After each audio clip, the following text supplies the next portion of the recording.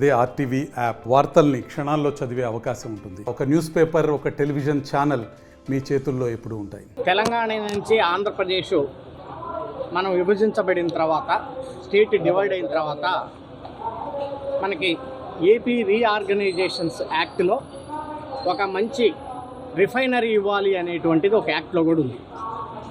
మొన్న గౌరవ ముఖ్యమంత్రి చంద్రబాబు నాయుడు గారు ఢిల్లీ వచ్చినప్పుడు మనకున్నటువంటి హక్కు ఏపీ రీఆర్గనైజేషన్ యాక్ట్లో ఉన్నటువంటిది రిఫైనరీ కావాలని చెప్పేసి గౌరవ ముఖ్యమంత్రి గారు కేంద్ర పెద్దలందరిని అడగటం, ప్రధానమంత్రి గారిని, పెట్రోలియం మినిస్టర్ గారిని కూడా అడగటం జరిగింది.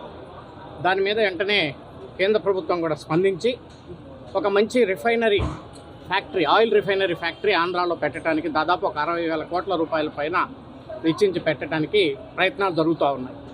సో తప్పకుండా అది మన రాష్ట్రానికి వచ్చిందని చెప్పి మనం ఆశిస్తూ ఉన్నాం.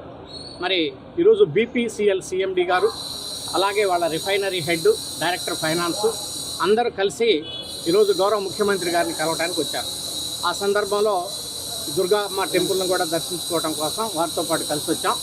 భగవంతుడి దయ వల్ల తప్పకుండా ముఖ్యమంత్రి చంద్రబాబు నాయుడు గారి యొక్క కృషి, అలాగే deputy chief minister Pawan Kalyan గారి యొక్క కృషితోటి ఒక మంచి ఇన్వెస్ట్మెంట్, ఒక 60,000 కోట్ల రూపాయల ఇన్వెస్ట్మెంట్ ఆంధ్రాకు వస్తే తప్పకుండా డైరెక్ట్గా కానీ ఇండైరెక్ట్గా కానీ ఒక 20 నుంచి 25,000 మందికి ఉద్యోగావకాశాలు వస్తాయి. దానికోసం అందరం కూడా ఎంపీలు అందరం కలిసి కూడా ప్రయత్నాలు చేస్తాం. మరి ముఖ్యమంత్రి గారి యొక్క సజెషన్స్ ప్రకారంగా, అలాగే పవన్ కళ్యాణ్ గారి యొక్క సజెషన్స్ ప్రకారం. మరిన్ని వీడియోస్ కోసం ఛానల్ ని సబ్స్క్రైబ్ చేయండి. లేటెస్ట్ అప్డేట్స్ కోసం వాట్సాప్ ఛానల్ ని ఫాలో చేయండి. అండ్ లింక్ డిస్క్రిప్షన్ లో ఉంది.